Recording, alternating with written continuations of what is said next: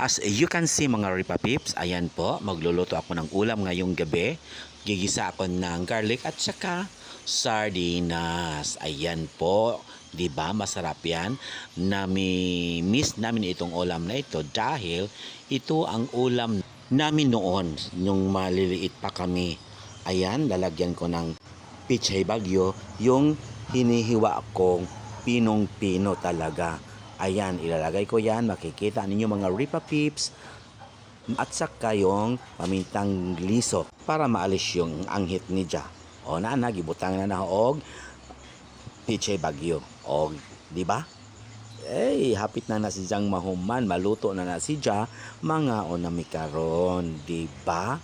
Ang sarap ng ulam namin, mga Ripa Pips. Tingnan nyo lahat. Ayan na. Napakasarap talaga.